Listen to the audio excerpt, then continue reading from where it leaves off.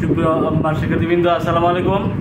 আমাদের জন্য আজকের যে উপহার সেটা হলো বল, চাপ ও শক্তি, যে নবম শ্রেণীর এই প্রথম চ্যাপ্টার। এই চ্যাপ্টারের মধ্যে নিউটনের প্রথম সূত্র, নিউটনের দ্বিতীয় সূত্র, নিউটনের তৃতীয় সূত্র আজকে আমরা করাবার চেষ্টা করব। নিউটনের প্রথম সূত্র কি তোমরা জানো?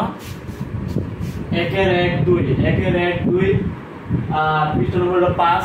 সেখানে আছে নিউটনের প্রথম সূত্র। নিউটনের প্রথম সূত্রটা কি আমরা একটু লিখি, তারপরে আমরা ব্যাখ্যা করবো।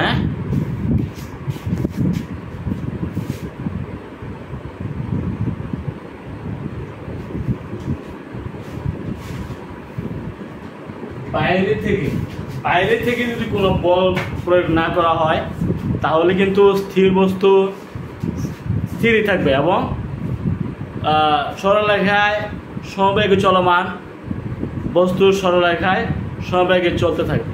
এটা হলো নিউটনের প্রথম সূত্র। নিউটনের গতির প্রথম সূত্রটা হলো বাইরে থেকে যদি বল প্রয়োগ না করা হয় তাহলে কি করবে?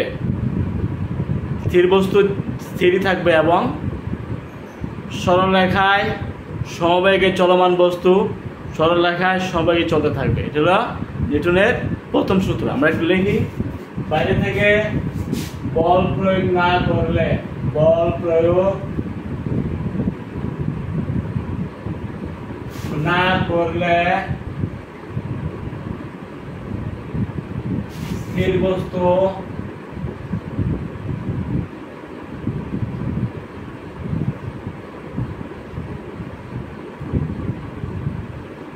স্থিরই থাকবে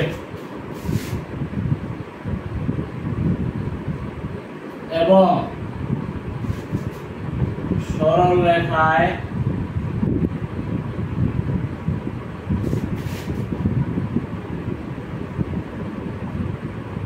সমবেগে চলমান বস্তু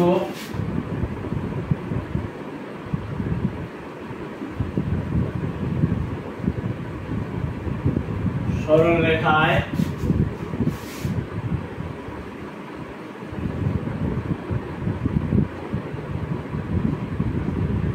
চলতে থাকবে।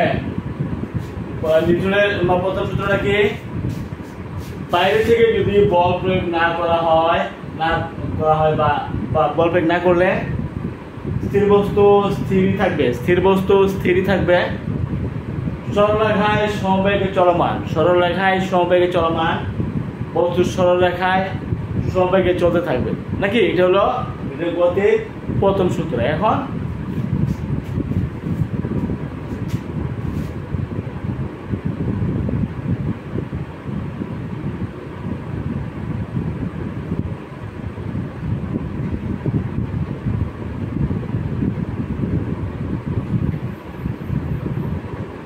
নিউটনের দ্বিতীয় সূত্র থেকে আমরা জানি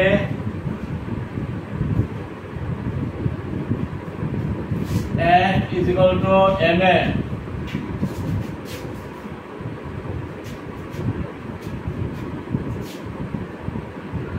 F সমান বল, F সমান বল আর m বস্তুর বল, সমান ত্বরণ, তাই না? এগুলো আমরা জানি। এখন বাইরে থেকে যদি বল প্রয়োগ না করা হয় তাহলে কিন্তু বল জিরো ধরতে হবে। বল কি? জিরো। জিরো ধরলে আমরা কি পাই? আমরা জিরো ধরি তাহলে আমরা পাইলাম m × a, তাই না? m × a সমান কি? b - u/t। ত্বরণ সমান শেষ বেগ মাইনাস আদি বেগ বাই সময়, এটা আমরা জানি। তাইলে কোন আমরা গুণ করি, g = m × b শেষ বেগ মাইনাস আদি বেগ। আদি বেগকে u দ্বারা প্রকাশ করা হয়, শেষ বেগকে b দ্বারা প্রকাশ করা হয়। আমরা বলতে পারি b - u = 0। সুতরাং b সমান কি কথাটা পাওয়া যায় বাইরে থেকে বল প্রয়োগ না করলে মানে F এর সমান 0 ধরতে পারি। যদি 0 ধরা হয় তখন কি ঘটে? বাইরে থেকে যদি বল প্রয়োগ না করা হয় তাহলে কি ঘটে? আমরা বল প্রয়োগ না করলে আমরা বল ইকুয়াল টু 0 ধরতে পারি। যদি 0 ধরি তাহলে আমরা কি পাইলাম? B সমান U, অর্থাৎ আজবে এবং শেষ ব্যাগ একই হয়ে গেল। স্থির বস্তু স্থির হয়ে গেল। স্থির বস্তু স্থির, এখানে আজবে U মানে আজবে এটা স্থির বোঝানো হয়। আর যদি সবেগে সরলরেখায় সমবেগে চলমান বস্তু থাকে তাহলে কিন্তু সরলরেখায় সমবেগে চলতে থাকবে। এই কথা মানে হলো আমাদের এই সূত্র। সুতরাং বাইরে থেকে বল প্রয়োগ না করলে মানে কি F এর সমান 0 না করলে স্থির বস্তু, এটা তোমার স্থির বস্তু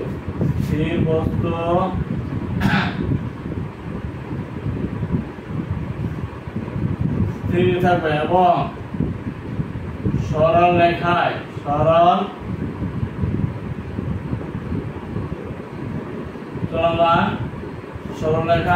সমবেগে চলমান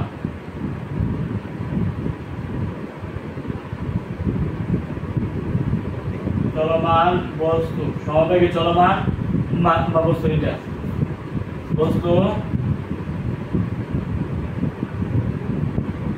সরলরেখায় সমবেগে চলতে থাকবে। কি হলো আমাদের সূত্র এবং গাণিতিক ব্যাখ্যা। ঠিক আছে, যেহেতু বাইরে থেকে বল প্রয়োগ না করা হয় তাহলে কিন্তু আমরা F এর সমান 0 ধরতে পারি, মানে বল 0 ধরতে পারি। বল F এর সমান F, এটা দিতে পারছি আমরা নিউটনের গতির দ্বিতীয় সূত্র থেকে আমরা এটা পাইছি। এখন যদি বাইরে থেকে বল প্রয়োগ না করা হয় তখন কিন্তু F এর সমান 0 ধরতে হবে, সমান M এর সমান ত্বরণ এর সমান setback minus advance by time, setback minus advance by time হলো ত্বরণ এ, আমরা এই মান ধরে নিয়েছি। আমি কোন করছি কোন করার পর আছে M into B minus এর সমান 0, তাহলে B minus এর সমান 0 অর্থাৎ B সমান U। তো স্থির বস্তু স্থির থাকবে অথবা সমবেগে সরলরেখায় চলমান সমবেগে গতিশীল বস্তু সরলরেখায় সমবেগে চলতে থাকবে। এই হলো আমাদের সূত্র এবং গাণিতিক ব্যাখ্যা। ঠিক আছে, আমরা সূত্র লিখেছি এবং ব্যাখ্যা করেছি। আমরা ব্যাখ্যা না করি তাহলে আমরা সূত্রটা অনুধাবন করতে পারি না। সুপ্রিয় শিক্ষার্থী আমরা আলোচনা করব নিউটনের দ্বিতীয় সূত্র, নিউটনের গতির দ্বিতীয় সূত্র।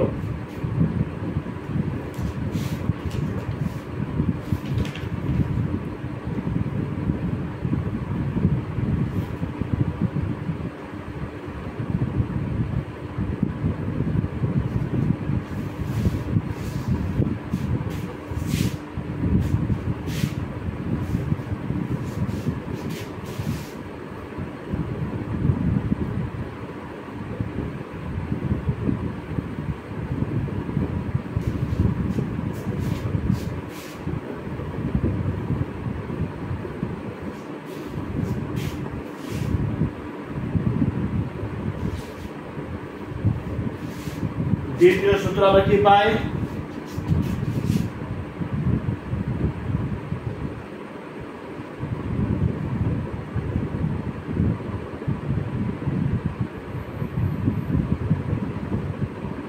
দ্বিতীয় সূত্র হলো বস্তুর ভরবেগের যে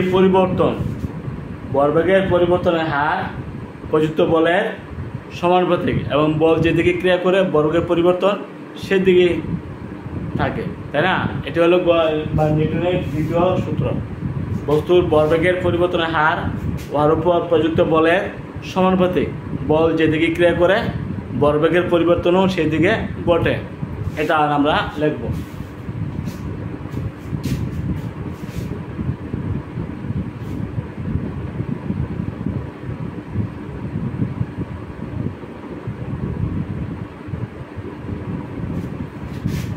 বস্তুর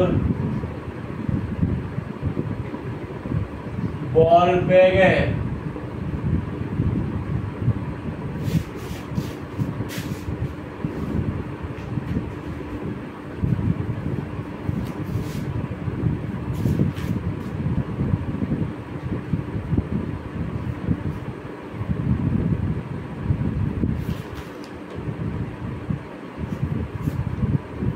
এটা হলো 1 2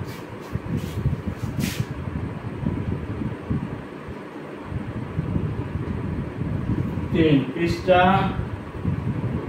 হলো তোমার 8 নিউটনের দ্বিতীয় সূত্র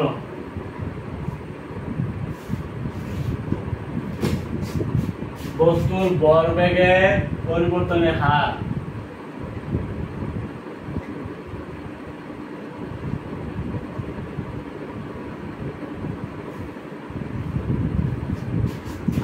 বহার উপর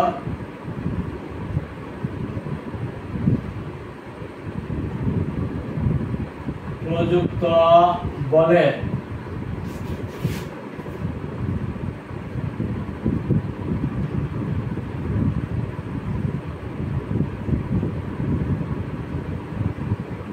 বস্তুর ভরবেগের পরিবর্তনের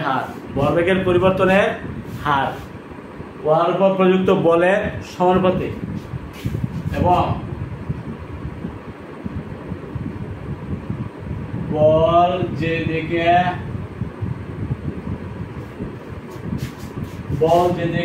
ক্রিয়া করে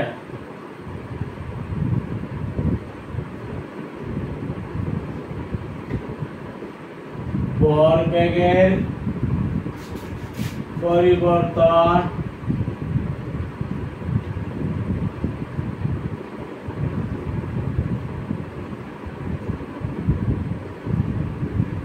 সেদিকে বলতে ঠিক আছে কি বলছে কোন বস্তুর ভরবেগের পরিবর্তনের হার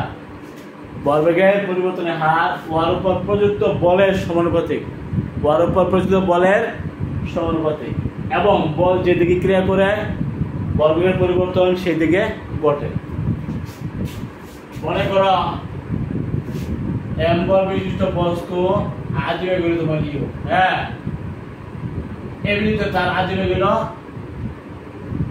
ইউ টি সময় পরে তার বিবিন্দুতে তার বেগ হয়ে গেল বি এম বল তার বেগ হলো বি মনে করি এর বিন্দুতে এম বল বিশিষ্ট একটা বস্তুর আজীবে ইউ ইউ নিয়ে এটা চলছে টি সময় পরে তার বেগ হলো বিবিন্দুতে বি তাহলে আজ বলবে কত এম ইউ সেই বলবে কত বস্তু বলটা কোনো পরিবর্তন নেই বল কিন্তু যা আছে তা ওই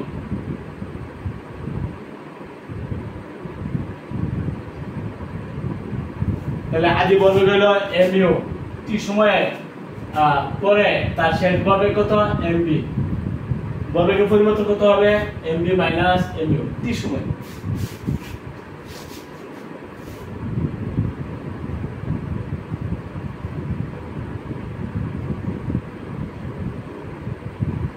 এম বল বিশিষ্ট বস্তু ইউ আদিবেগ বেগে চলছে হ্যাঁ টি সময় পর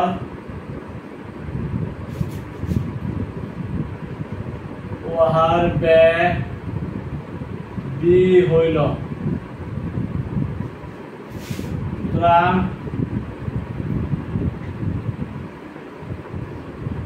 বস্তুর আদি ভরবেগ হলো এম ইউ হ্যাঁ এবং শেষ ভরবেগ হইল এম বি সুতরাং টি সময়ে ভরবেগের পরিবর্তন M B minus M U সুতরাং ভরবেগ পরিবর্তনের হার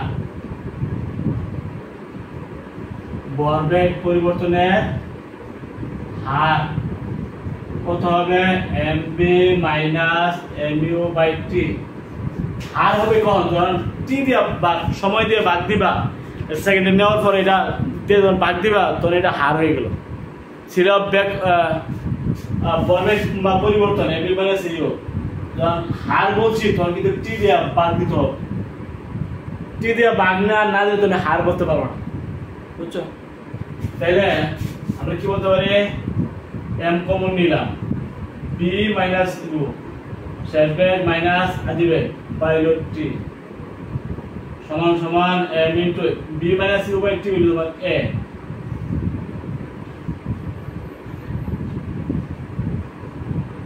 b minus u by t হলো a বুঝছো তাহলে আমরা কি পাইছি ভরবেগের পরিবর্তনের হার পাইছি কত m a তাই না ভরবেগ পরিবর্তনের হার কত পাইছো m a পাইছো কি যে হারটা প্রযুক্ত বলের সমানুপাতিক প্রযুক্ত বল কি f ছিল না তুমি আমি তো কাজ করতেছি বল ওর মধ্যে সাইলেন্ট দিছাটা এখন আম করতে আমরা হবে কাজ করতেছি দাও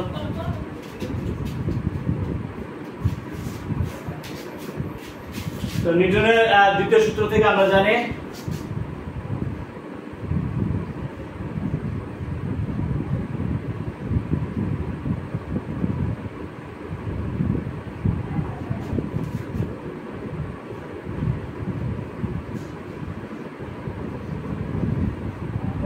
নিউটনের দ্বিতীয় সূত্র কি বলছে বস্তুর ভরবেগের পরিবর্তনের হার আমরা পাইছি m a না এই যে ভরবেগের পরিবর্তনের হার প্রযুক্ত বল যদি আমরা f ধরি f ধরলে হবে কি ভরবেগের পরিবর্তনের হার m a সমানুপাতিক f তাই না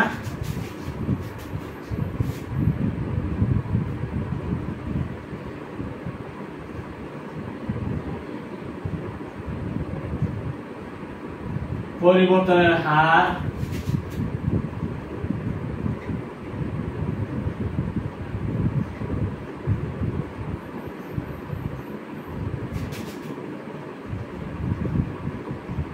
প্রযুক্ত বল F এর সমানুপাতিক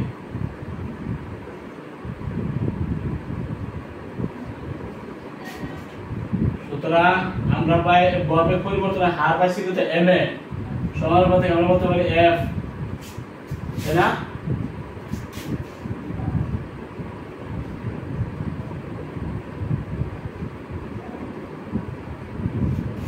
তাহলে f সমানুপাতিক m a f সমান k m a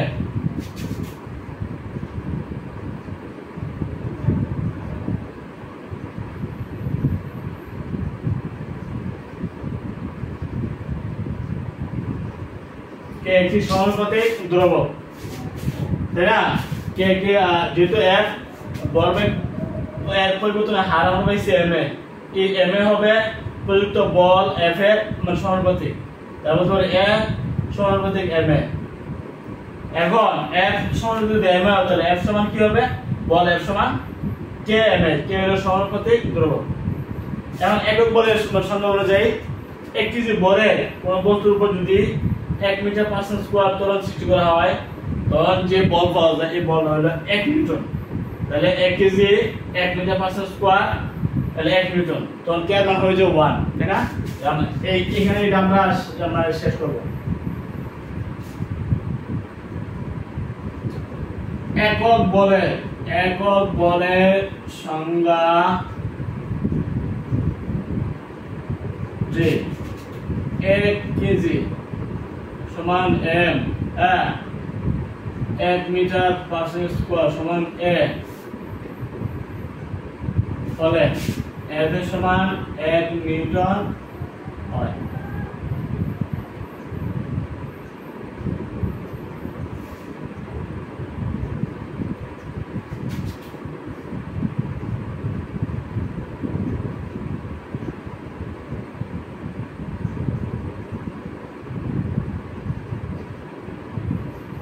f সমান m বুঝছো এবারে f সমান m আসলে এটা হলো নিউটনের গতির দ্বিতীয় সূত্র অর্থাৎ ভরবেগের পরিবর্তনের হার উহার প্রযুক্ত বলের সমানুপাতিক। ভরবেগের পরিবর্তনের হার আমরা পাইছি কিন্তু m, এটা হলো বলের সমানুপাতিক। ঠিক আছে? তো আমরা এটা প্রমাণ করার জন্য আমরা কি করেছি, m বল বিশিষ্ট একটা বস্তু নিয়েছি যার আদি বেগ হলো u, আর t সময় পরে তার বেগ পরিবর্তিত হয়ে হলো v, তাই না? এখন তার আদি ভরবেগ হলো mu, আদি ভরবেগ হলো mu, আর শেষ ভরবেগ হলো তোমার mv। ভর ইনটু বেগ, আদি ভরবেগ এটা হলো শেষ ভরবেগ। t সময় পরে কিন্তু এটা হলো, তাহলে আমরা t সময়ে ভরবেগের পরিবর্তন mv মাইনাস mu, ভরবেগ পরিবর্তনের হার t দিয়ে ভাগ দিতে হবে। t দিয়ে ভাগ না দিলে হার বলতে পারবো, যে কোনো হার, অবস্থা পরিবর্তনের হার যখন আমরা বাড়ি করি তখন t দিয়ে ভাগ দিই। বেগ পরিবর্তনের হার জন্য আমরা বাড়ি করছি ত্বরণ v মাইনাস u, সেখানে t দিয়ে ভাগ দিছি। আমরা ভরবেগ পরিবর্তনের হার, ভরবেগ পরিবর্তন mv মাইনাস mu হলো ভরবেগ পরিবর্তন, t দিয়ে ভাগ দিছো, হার হয়ে গেল শেষ ভরবেগ মাইনাস আদি ভরবেগ বাই t, তার মানে ভরবেগ পরিবর্তন হার। এখন এখানে m কমন নিলে v minus u by t, এই যে v minus u by t এটা তো ত্বরণ a, v minus u by t এটা ত্বরণ a, এটা আমরা জানি। তাহলে আমরা পাইছি m ইনটু a, তাইলে ভরবেগের পরিবর্তনের হার আমরা পাইছি m। দ্বিতীয় সূত্র বলছে বস্তুর ভরবেগের পরিবর্তনের হার ভরবেগ প্রযুক্ত বলের সমানুপাতিক। বল যদি আমরা f ধরি, প্রযুক্ত বল যদি f ধরি, তাহলে নিউটন দ্বিতীয় সূত্র বলছে বস্তুর ভরবেগের পরিবর্তনের হার উহার উপর প্রযুক্ত বল f এর সমানুপাতিক। তাহলে এই যে ভরবেগের পরিবর্তনের হার m এর সমানুপাতিক f, তাই না? তাহলে আমরা বলতে পারি f সমানুপাতিক m এর বলতে পারি। তাহলে f এর সমান km, এর মান জানা প্রয়োজন। একক বলের সংজ্ঞা অনুযায়ী যদি আমরা এই করি, এক বল যদি 1 কেজি হয়, ত্বরণ যদি 1 মিটার পার স্কয়ার হয়, তখন যদি 1 নিউটন বল পাওয়া যায়। এটা হলো তোমার একক বলের সংজ্ঞা অনুযায়ী। একক বলের সংজ্ঞা অনুযায়ী যদি আমরা মানগুলো আমরা বসাই, m এর সমান যদি 1 কেজি ধরি, ত্বরণ সমান যদি 1 মিটার পার স্কয়ার ধরি, তখন বল 1 নিউটন হয়ে যায়। বল যদি 1 নিউটন হয় তখন কিন্তু কে এর মান হয় 1। কে এর মান যদি 1 হয় তাহলে আমরা কে এর মান যদি এখানে বসাই, f সমান km ছিল, তাহলে কে এর মান আমরা বসাইছি, অর্থাৎ f সমান km, f সমান m। তাহলে আমরা পাইছি বস্তুর ভরবেগের পরিবর্তনের হার, এটা ছিল ভরবেগের পরিবর্তনের হার, ভরবেগের পরিবর্তনের হার। উহার উপর প্রযুক্ত বল হলো f, প্রযুক্ত বল কি f।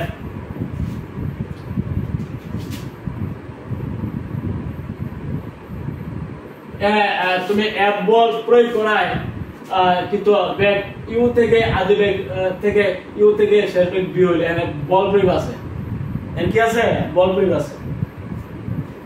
তাহলে আমরা বলছি উহার বস্তুর ভরবেগের পরিবর্তনের হার উহার উপর প্রযুক্ত বলের মানে সমানুপাতিক।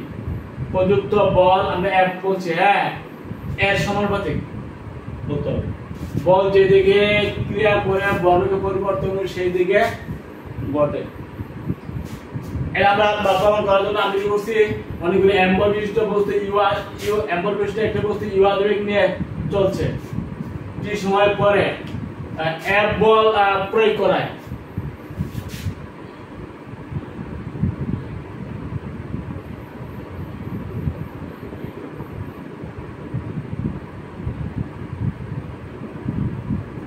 f বল প্রয়োগ করার t সময় পরে ওর বেগ u থেকে v হইল, u থেকে v হয়ে গেল।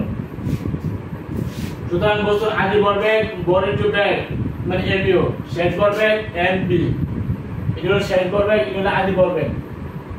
সুতরাং t সময়ে ভরবেগ পরিবর্তন mv মাইনাস mu, শেষ ভরবেগ মাইনাস আদি ভরবেগ হলো ভরবেগের পরিবর্তন।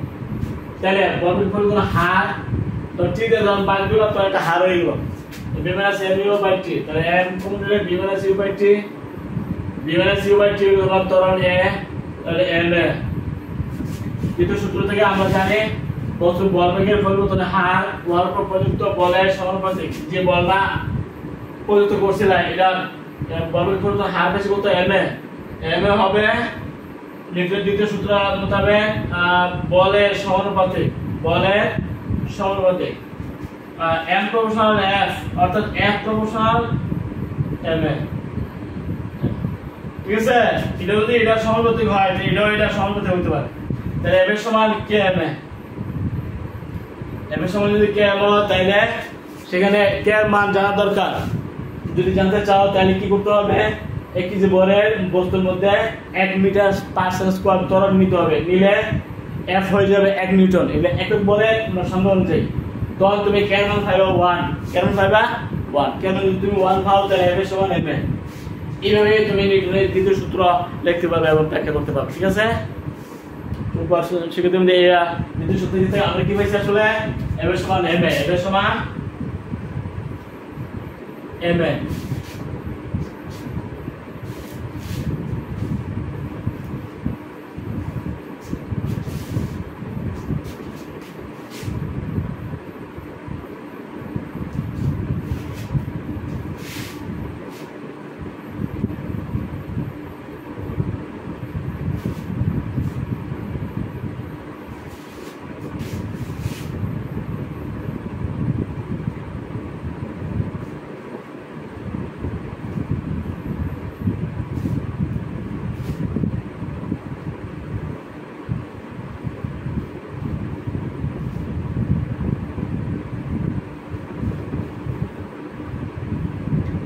সুপ্রিয় শিক্ষার্থীবৃন্দ, এখন আমরা করব নিউটনের তৃতীয় সূত্র। নিউটনের তৃতীয় সূত্র।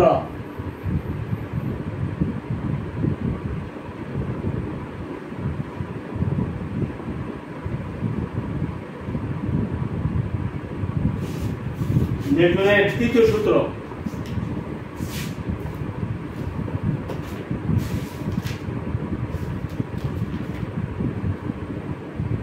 তৃতীয় সূত্র হলো তোমার 13 পৃষ্ঠা।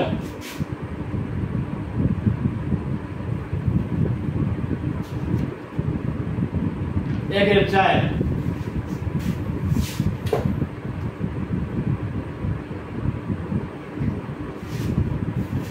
4 নিউটনের পৃষ্ঠা নম্বর হলো 13।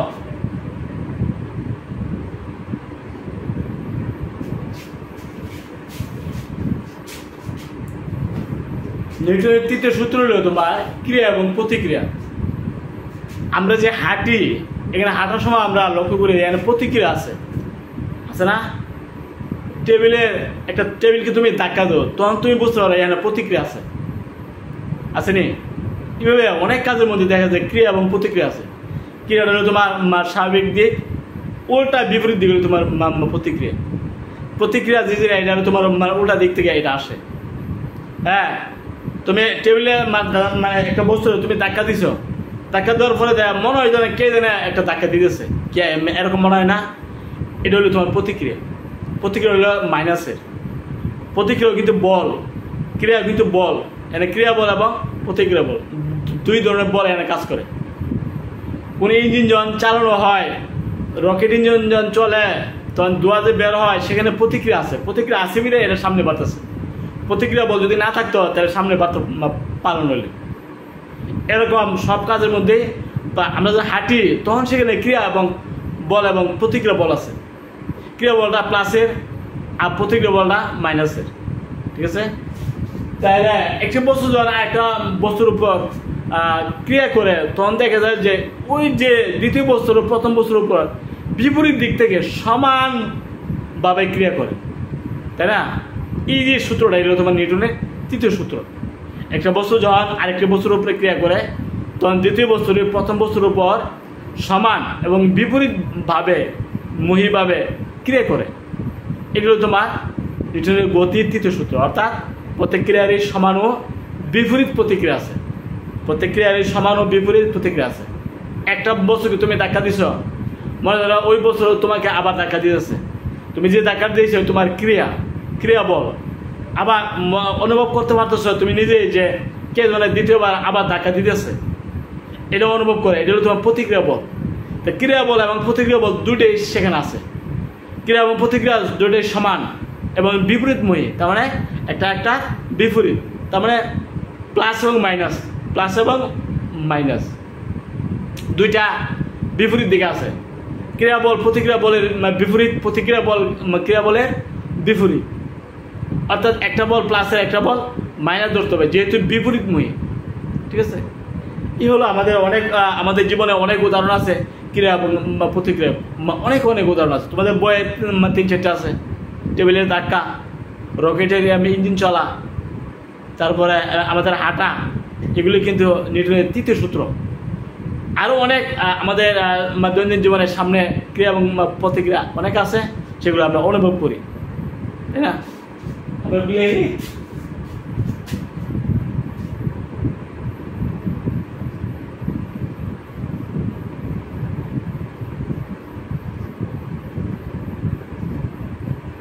একটি বস্তুর উপর যখন কোন বল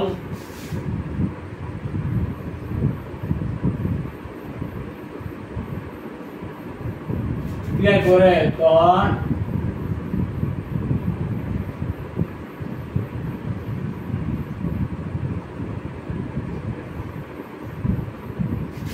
প্রথম বস্তুর উপর সমান ও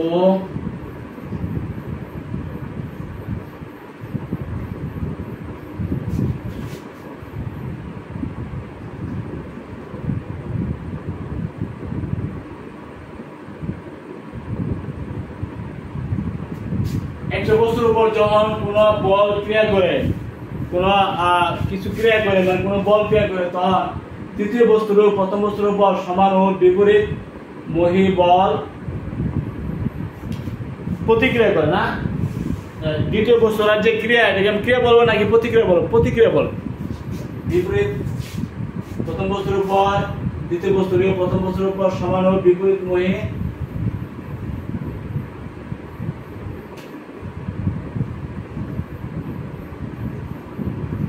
বল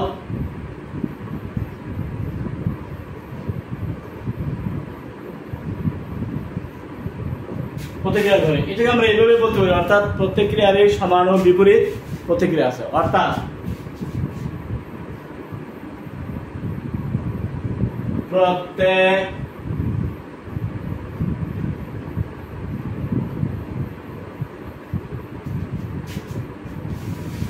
একটি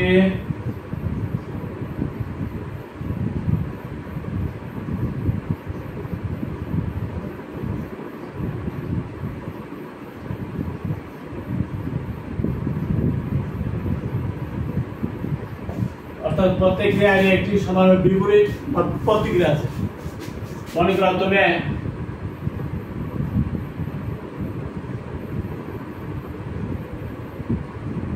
ক্রিয়া বল, এটা হলো তোমার F1,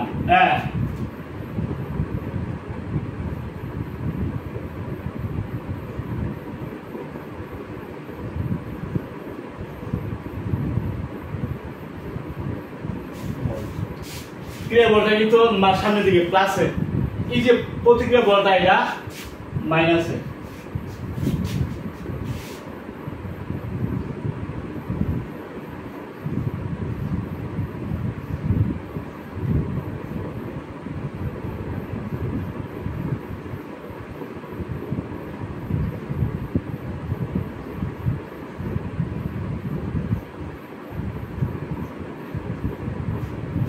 F1 সমান মাইনাস F2, এটা তোমার ক্রিয়া বল, এটা প্রতিক্রিয়া বল।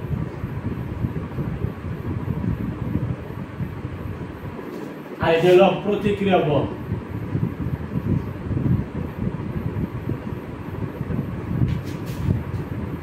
প্রতিক্রিয়া বলটা অবশ্যই হবে মাইনাসে, ক্রিয়া বলটা অবশ্যই হবে প্লাসে।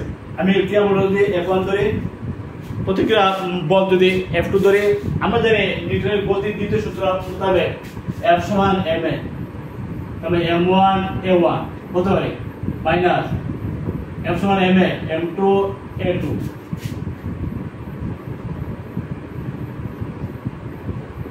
F সমান ma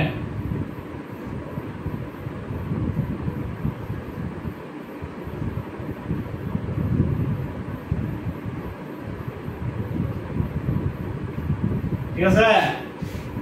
তাইলে আমরা বলতে পারি m1 a1 কি b1 minus u1 by t, a2 কি b2 minus u2 by t। যদি t বাদ দিলাম m1 b1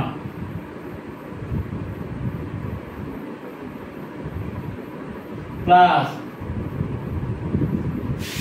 তাহলে কি পাইলা m1 b1 এটা দিলে m2 b2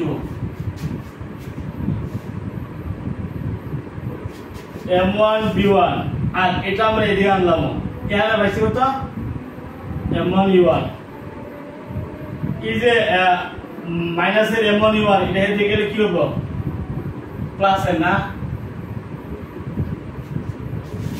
তাহলে একটা বস্তু যদি আরেকটা বস্তুকে সংঘর্ষ করে বা ক্রিয়া এবং প্রতিক্রিয়া ঘটায় তখন কিন্তু সংঘর্ষের পরে যে বলবেগের সমষ্টি হবে সংঘর্ষের আগে।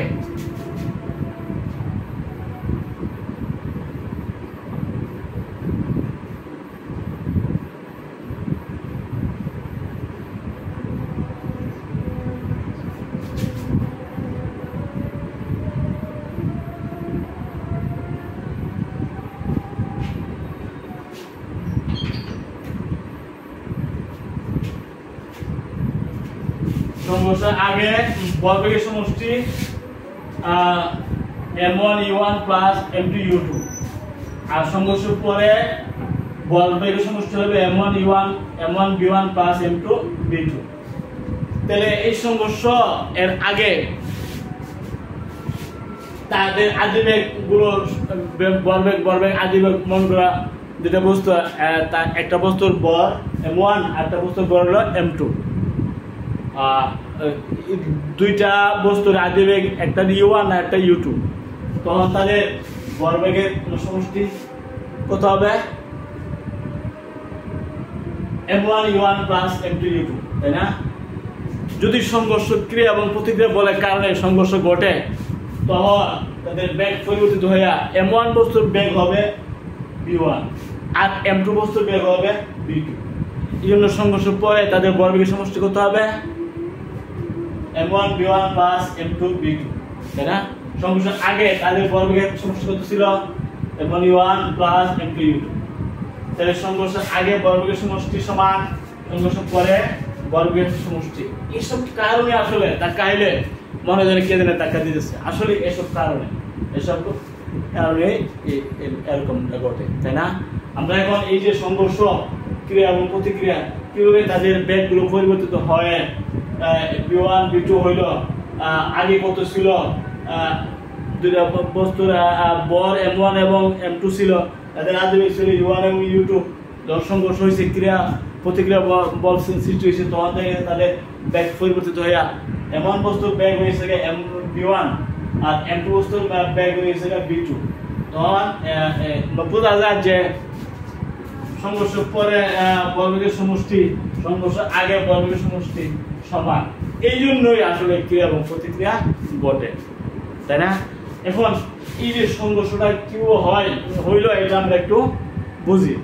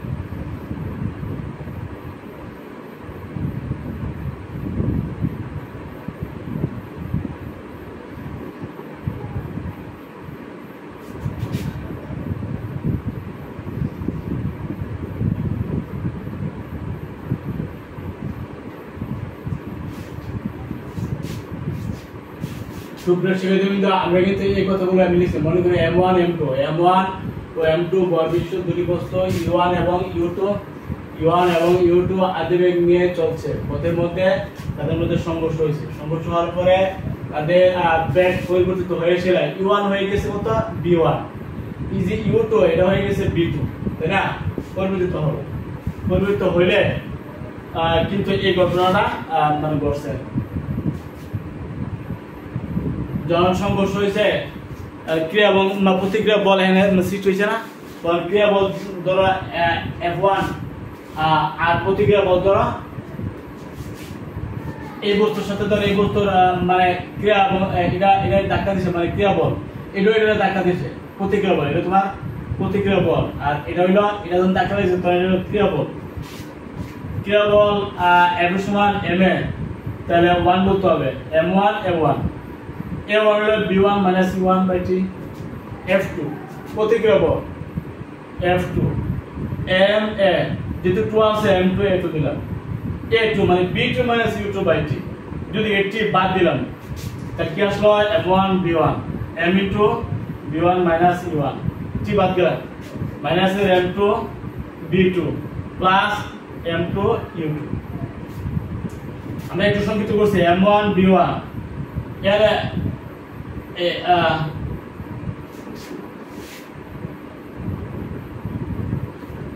M1 B1 আছে না, B1 আর এর আছে তো মাইনাসের M2 B2, এদিকে আনলাম, তাহলে M1 B1 plus M2 B2, এদিকে তো M2 U2 আছে না, এখানে মাইনাসের M1 U1 আছে, এটা এদিকে নিলাম প্লাস হয়ে গেল। তাহলে আমরা কি পেলাম M1 U1 plus M2 U2। তাহলে হলো সংঘর্ষ আগে বর্গের সংঘর্ষ আগে তাদের বর্গের M1 U1 M2 U2 সমষ্টি। সংঘর্ষ মানে কি ক্রিয়া এবং প্রতিক্রিয়া, ক্রিয়া এবং প্রতিক্রিয়া। এখন সংঘর্ষ আগে তাদের বর্গের সমষ্টি কত ছিল M1 U1 plus M2 U2, তাই না? M1 U1 M2 U2 সংঘর্ষ যখন হইছে তখন তাদের বর্গের সমষ্টি মান কত হইছে M1 B1 plus M2 B2। এই যে M1 B1 plus M2 B2। এ থেকে আমরা বুঝতে পারছি আসলে সংঘর্ষ আগে তাদের বর্গের সমষ্টি, সংঘর্ষ আগে তাদের বর্গের সমষ্টি, সংঘর্ষ পরে তাদের বর্গের সমষ্টি সমান। এই কারণে আসলে ক্রিয়া এবং প্রতিক্রিয়া বল সৃষ্টি হয়েছে, তাই না? আমাদের প্রশ্ন থাকে কেন ক্রিয়া এবং প্রতিক্রিয়া বলটা সৃষ্টি হইল? যেহেতু তাদের সংঘর্ষ আগে এবং পরে তাদের বর্গের সমষ্টি সমান ছিল, এই জন্যই আসলে এই ঘটনা ঘটে, তাই না? সুপ্রশিক্ষিতবৃন্দ, আমরা নিউটনের তৃতীয় সূত্র থেকে আমরা এটাই জানলাম যে একটা বস্তু, এই বস্তুটা ধর এটা ধাক্কা দেয়, এটাও এটা আবার ধাক্কা দেয়, এই ধাক্কাটা আমরা বলি মাইনাস F2 মাইনাস প্রতিক্রিয়া। এই যে এটা ধাক্কা দিচ্ছে এটা আমরা বলি ক্রিয়া বল মানে F1। তা আমরা F সমান ma 1 এর সমান তোমার 1 বলবা আর 2 সমান 2 বলবা, মাইনাস সমান মাইনাস দিবা। এ কিন্তু B - U/T, যেহেতু 2 আছে সবই 2 দিবা, তাই না?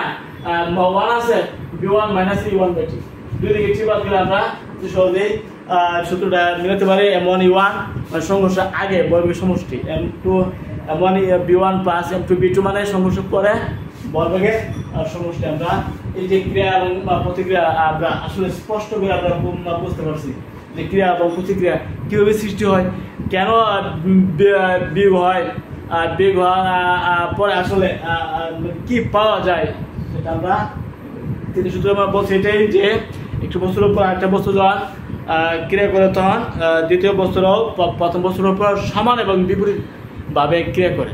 সমান এবং বিপরীত মানে মাইনাস দিলে বুঝবা বিপরীত, মাইনাস দিলে কি বোঝায় বিপরীত। ওকে, আজকে আমরা এই নিউটনের প্রথম সূত্র, দ্বিতীয় সূত্র এবং তৃতীয় সূত্র আমরা পড়লাম। আশা করি তোমরা উপকৃত হয়েছো।